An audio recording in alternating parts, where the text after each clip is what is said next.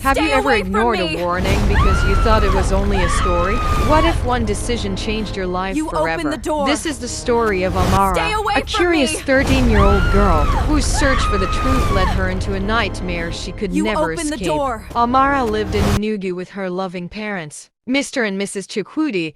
She was their only child, the first grandchild of the Chukwudi family, and the joy of everyone around her. She was kind, intelligent, and always eager to discover new things. But there was one mystery no one in her family would explain. Deep inside the basement of their home stood an ancient mirror, covered with a black cloth. Every member of the Chukwudi family knew one important rule: never look into that mirror after 12 midnight. Whenever Amara asked why, her father would simply smile and say, "Some family rules are there to protect us." But Amara believed it was only an old superstition. One rainy night, after her mother tucked her into bed, Amara waited quietly until her parents had gone to sleep. When the house became silent and the clock struck midnight, she picked up a flashlight and tiptoed toward the basement. Her heart raced as she stood before the ancient mirror. It was larger than she had imagined, hidden beneath a dusty black cloth. She whispered, "Let's see what everyone is so afraid of." Slowly, she pulled the cloth away. For a few seconds, nothing happened. She saw only her own reflection. Then the room became strangely cold. Her flashlight flickered. Dark figures slowly appeared behind her reflection. Amara gasped. She turned around. The basement was empty. Amara looked back at the mirror. The shadowy figures had moved closer. Before she could run, bang! The basement door slammed shut. She screamed and rushed toward the door, pulling the handle with all her strength, but it refused to open. Stay away Amara from me! looked back at the mirror. The shadowy figures had moved closer. Before she could run, bang! The basement door slammed shut. She screamed and rushed toward the door, pulling the handle with all her strength, but it refused to open. A long shadowy hand slowly reached out toward her. Terrified, Amara grabbed her flashlight and pulled the basement door one last time. To her surprise, it opened. She ran upstairs without looking back.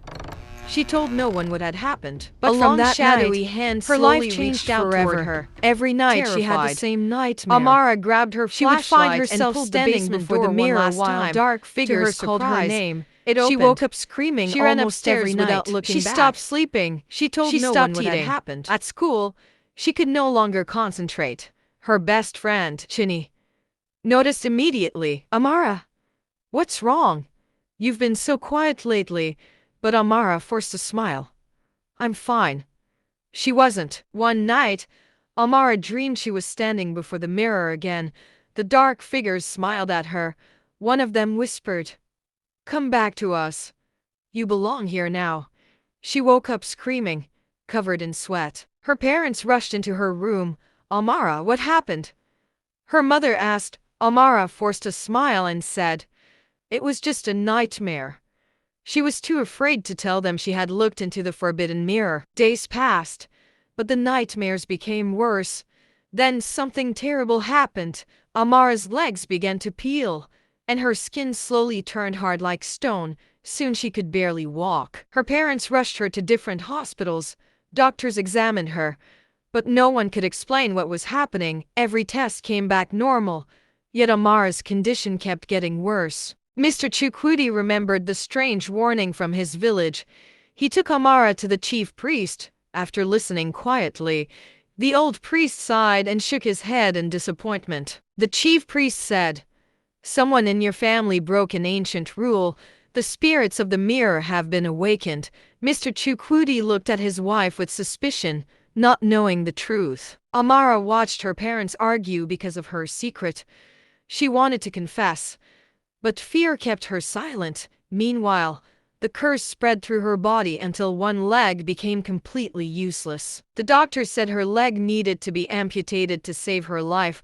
At that moment, Amara broke down in tears. She confessed that she had entered the basement and looked into the mirror after midnight. The chief priest lowered his head. "If only you had confessed earlier, the curse might have been stopped." Amara cried with regret, realizing that hiding the truth had only made everything worse.